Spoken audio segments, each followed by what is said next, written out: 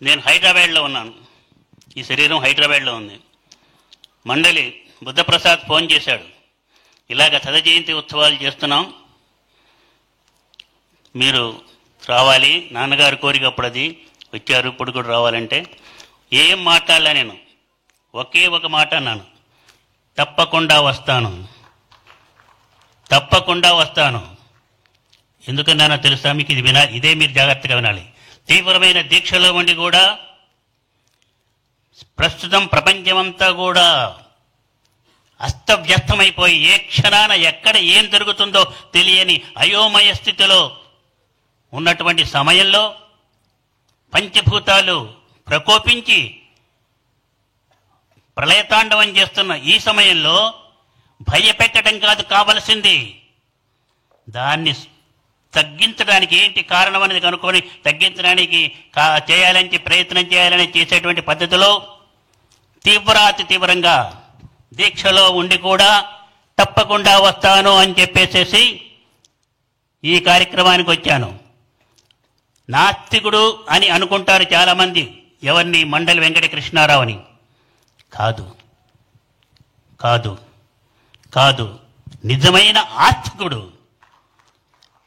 మాతృదేవోభవ, పితృదేవోభవ, ఆచార్య దేవోభవ, అతిథి దేవోభవ అని చెప్పింది సనాతనం. కానీ వీళ్ళని విస్మరించి తీర్థయాత్రలు చేయమని కానీ తీర్థాలలో మునగమని కానీ పుణ్యం వస్తుంది అని చెప్పలేదు.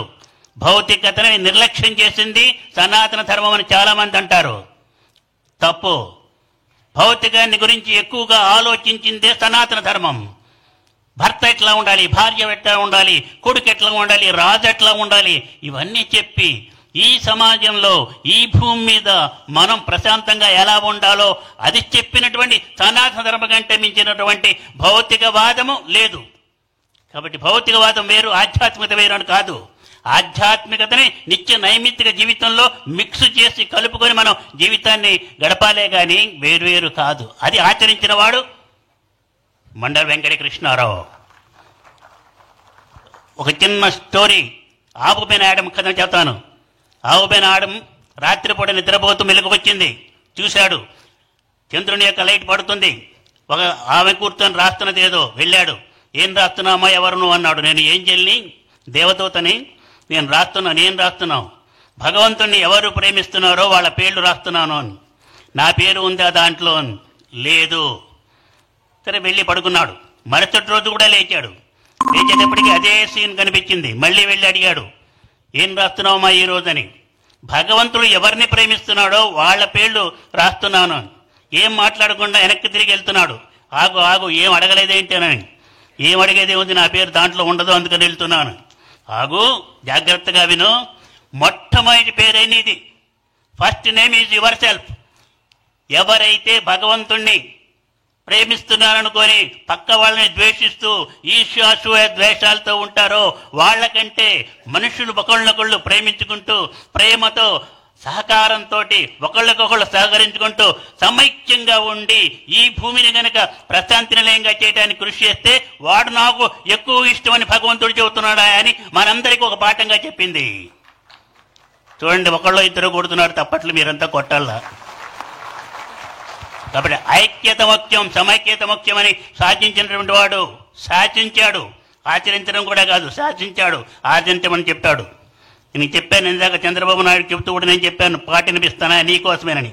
విను, తుఫాన్ వచ్చినప్పుడు ఎలా బాగా అయితే అవుతున్నాడో అప్పుడు ఆయనకు కూడా వినిపించాను నేను. ఇది జాగ్రత్తగా విను, అర్థం చేసుకో, అర్థవంతంగా ముందుకు నడువు, విజయాన్ని సాధించు. ఆంధ్రప్రదేశ్ రాష్ట్రాన్ని ప్రపంచంలోనే ఒక విశిష్టమైనటువంటి ఉద్యోగ స్థానంలో నిలిచిపెట్టేటువంటి ఒక వ్యక్తిగా నిన్ను భగవంతుడు సెలెక్ట్ చేసుకున్నాడు. అది యథార్థమైన సత్యం అని చెబుతూ పాట పాడుతున్నాను. వినండి, మీరు కూడా వినండి. నా ధ్యేయం నా గమ్యం మరువను మరువను ఎన్నటికి, మరచి నడువను ఎన్నటికి. నా ధ్యేయం నా గమ్యం మరువను మరువను ఎన్నటికి, మరచి నడువను ఎన్నటికి.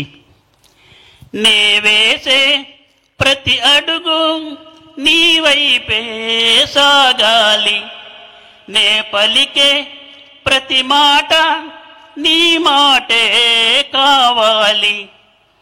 నా ప్రాణం నా జీవం సర్వస్వం నీకేలి.